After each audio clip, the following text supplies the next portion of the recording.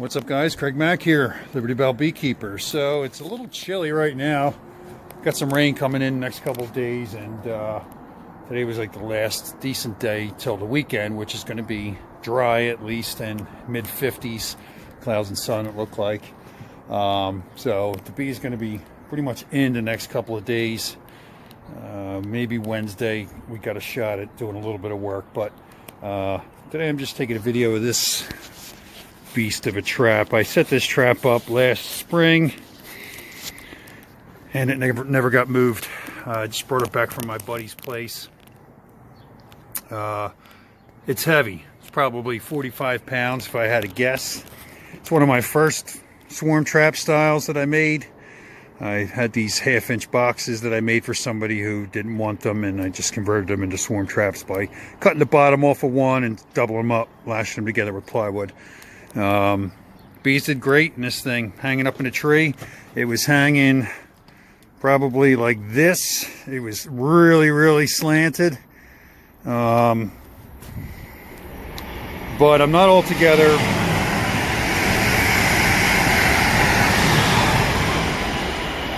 altogether too worried about the comb. I mean, that thing is a brick. It is solid.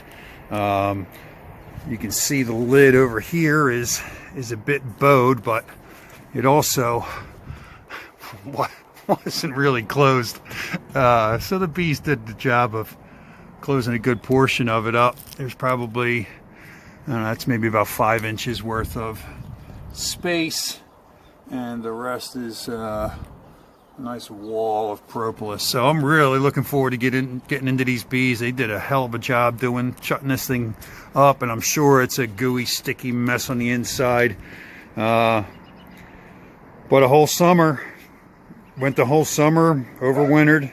Here we are, 1/2-inch box hanging in a tree. So the bees, you know, again, this probably wasn't even dry. It probably got a little wet inside. Judging by the way it's bowed, they didn't seem to mind. And like I said, it was hanging crooked. You can see how crooked the hanger is. If that was 90 degrees, that's the way the box was tilted. So it was on a serious tilt. But they stabilized everything inside. It's as solid as it gets. If you can tell right there, I think I can get my light. There's wax pretty much to the entrance. Those bees are on comb. So they're absolutely jammed in there. I mean, there's so many bees in that entrance that I'm really looking forward to opening this thing up. Now, fortunately for me, I'm going to be able to open this up pretty nicely, I think, by taking, you know, cutting these bands off and then just removing one side panel right down the seam. If I can cut that neatly with like an undercut saw or a reciprocating saw, I think it'll come apart pretty neatly, and I can do the cutout work on it, because there are frames in this. There's 5 deep frames in this, from what I remember. They could be mediums, in which case I'd have a lot more wild comb at the bottom of this, I'm sure. But if it's the 5 deeps, hopefully they built, you know, off the bottom of the 5 deeps pretty straight, but if they connected it, there's probably wonky wax all over the place in there. But either way, that video is coming soon.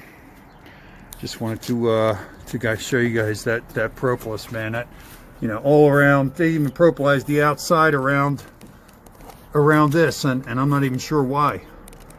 There might have been air getting in there. Who knows? But they did a gooey number on this. Thanks for watching.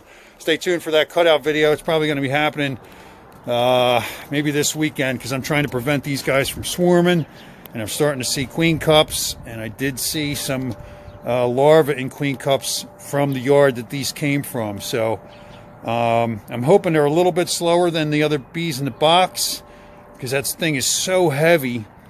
Maybe they got a little bit later start, who knows, but I got to get into them, and I got to get into that one there for the same reason. That's been there 3 years. Or this will be the 3rd. So it was there 2 full years. So that's what I'm doing this weekend. Apart from consults for removals, they're getting underway. So big things. Everything's moving forward. Thanks for watching. Later.